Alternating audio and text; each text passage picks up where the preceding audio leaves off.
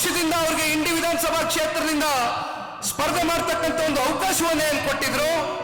ಅತ್ಯಂತ ಅಲ್ಪ ಮತದಿಂದ ಅವರು ಪರಾಜಿತಗೊಂಡಿದ್ರು ಕೂಡ ಬಹುಶಃ ಅವರು ಅತ್ಯಂತ ಜನಪ್ರಿಯತೆ ಮತ್ತೆ ಜನಾನುರಾಗಿಗಳಾಗಿ ಇಂಡಿ ವಿಧಾನಸಭಾ ಕ್ಷೇತ್ರದಲ್ಲಿ ಇವತ್ತಿಗೂ ಕೂಡ ಹೋರಾಟದ ಕಿಚ್ಚನ್ನ ಬಿಡದೆ ಓಡ್ತಾ ಇರ್ತಕ್ಕಂಥದ್ದು ನೋಡಿದ್ರೆ 100ಕ್ಕೆ 100 ಇಂಡಿ ಭಾಗದಿಂದ ಬಂದಿರತಕ್ಕಂಥ ಎಲ್ಲ ತಂದೆ ತಾಯಂದಿರುಗಳು, ಯುವಕ ಮಿತ್ರರು ಮುಂದೊಂದು ದಿನ ಬಿ ಡಿ ಪಾಟೀಲ್ರನ್ನ ಶಾಸಕರಾಗಿ ಮಾಡ್ತೀರಾ ಅಂತಕ್ಕಂಥ ಸಂಪೂರ್ಣ ಆತ್ಮವಿಶ್ವಾಸ ಈ ಪಕ್ಷದ ಒಬ್ಬ ಯುವ ಕಾರ್ಯಕರ್ತರಾಗಿ ನನ್ನಲ್ಲಿದೆ.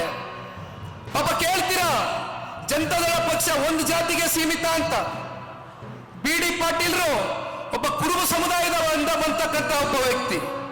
ಜನತಾದಳ ಪಕ್ಷ ಯಾವತ್ತಿಗೂ ಕೂಡ ಒಂದು ಜಾತಿಗೋ ಧರ್ಮಕ್ಕೋ ಸಮುದಾಯಕ್ಕೋ ಸೀಮಿತವಾಗಿ ಈ ಪಕ್ಷ 25 ವರ್ಷ ಈ ರಾಜ್ಯದಲ್ಲಿ ಪೂರೈಕೆಯನ್ನ ಮಾಡಿಲ್ಲ. ಹಾಗಾಗಿ ಬಿ ಡಿ ಪಾಟೀಲ್ರು ಇವತ್ತು ಒಂದು ಸಣ್ಣ ಉದಾಹರಣೆ ನಮ್ಮ ಕಣ್ಮುಂದೆ ಇದ್ದಾರೆ. ನಾಗ್ತಣ ವಿಧಾನಸಭಾ ಕ್ಷೇತ್ರದ ನಿಕಟಪೂರ್ವ ಶಾಸಕರು ದೇವಾನಂದ್ ಚೌಹಾಣ್ಜಿರವರು ಮತ್ತೆ ಅವರ ಧರ್ಮಪತ್ನಿ ಸುನೀತಮ್ಮ ಅವರು ಕೂಡ ಇಲ್ಲೇ ಎಲ್ಲ ಬಹುಶಃ ಇಲ್ಲೇ ಕೂತಿದ್ದಾರೆ ವೇದಿಕೆ ಮೇಲೆ.